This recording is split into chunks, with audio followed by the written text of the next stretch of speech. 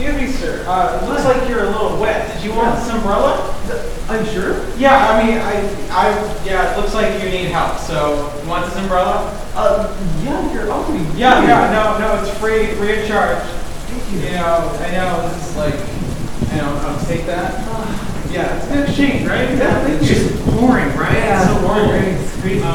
Anyways, I gotta go, but yeah, I just saw you struggling, so yeah. Anyways, have a nice shopping day. Okay. Oh, thank Bye. you. Thank you so much.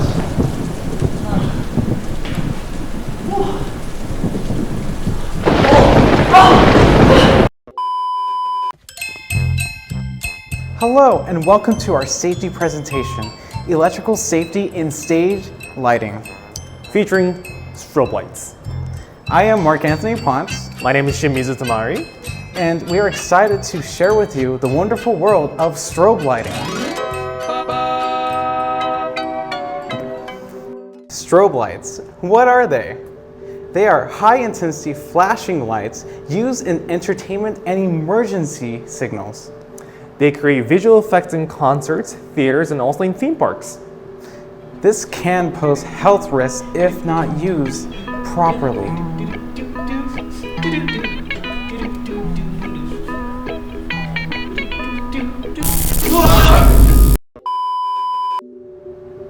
There are variations of strobe lights that also incorporate different types of strobing effects.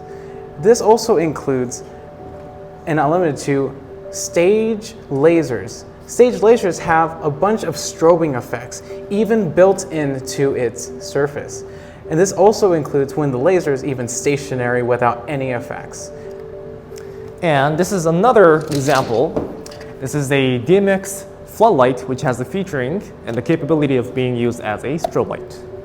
And there are plenty of other examples too, like LED tape and or pixel LEDs that can have strobing capabilities in a single diode.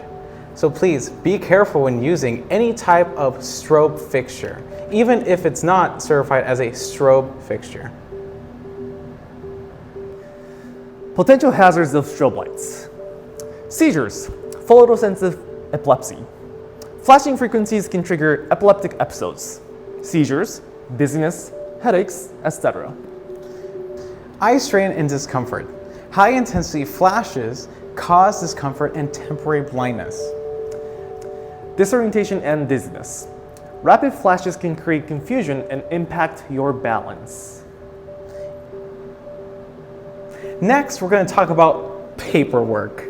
Government industry regulations, aka, you better follow this or else I'm coming after you. OSHA guidelines, ensuring workplace safety with strobe lighting use. Health and safety executive, they recommend that strobe lights in clubs and public performances flash no more than 4 times per second. This is to reduce the risk of seizures for people who are sensitive to flickering. Film and theater safety rules, limits on strobe intensity and duration.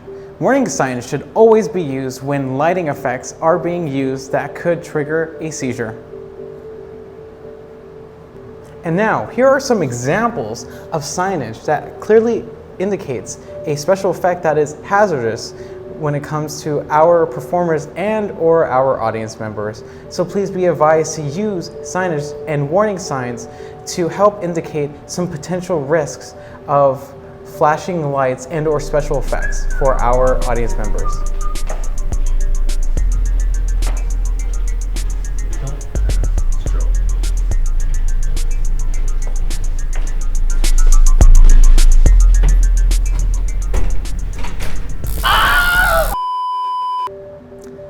And next up, we have the industry union and safety guidelines.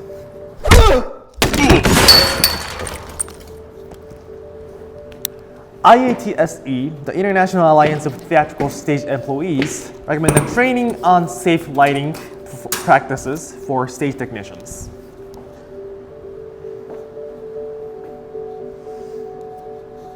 Oh, I'm sorry. SAG-AFTRA, the Screen Actors Guild of America, Federal of Television and Radio Artists. Guidelines for actors exposed to strobe effects. Actors' equity. Strobe warning for live performances. Theme park and venue standards, ensuring visitors' safety and signage. Make sure to follow. Please do, or we're just gonna get hit or something. Strobe light, frequency, and seizure risk. Flashes between 3 to 30 hertz most likely will trigger photosensitivity seizures. Intensity and duration. Prolonged exposure increases risks. Preventive measures, testing, practicing, provide warning signs, announcements, and audience advisories. Emergency procedures for strobe-related incidents. For example, recognizing symptoms, identifying signs of photosensitive reactions, dizziness, sickness, headaches. Immediate response, turning off strobes if an incident occurs, exiting the venue, closing your eyes. Medical assistance, providing aid to affected individuals. Incident reporting, documenting and adjusting future safety measures, revisit the frequency and intensity of the strobe lights, and make any changes accordingly. And now here's an example of how we can use strobe lighting not only in theater, film, but also in animation.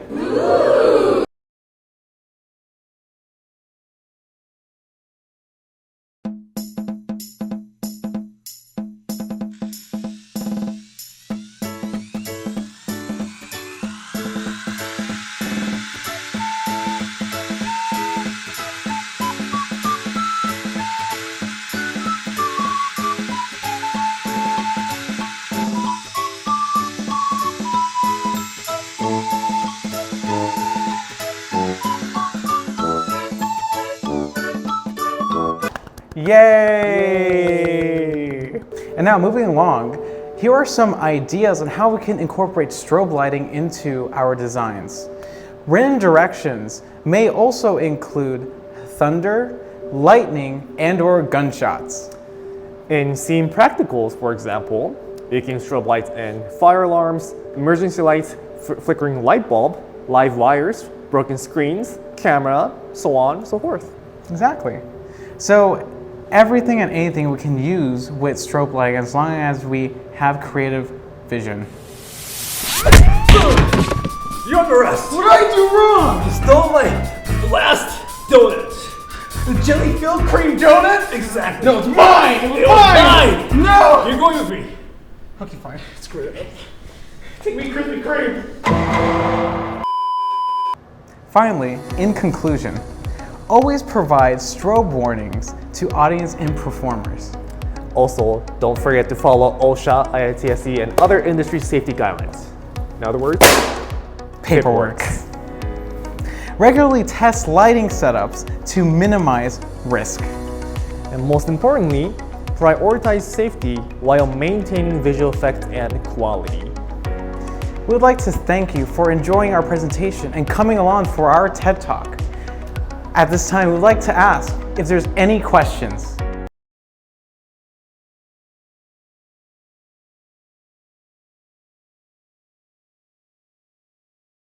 Well, if there's no questions, thank you again for coming to our TED Talk. And remember, our TED Talk is brought to you by Fried Chicken from KFC. Have a magical day, and please, drive home safe. See you next week.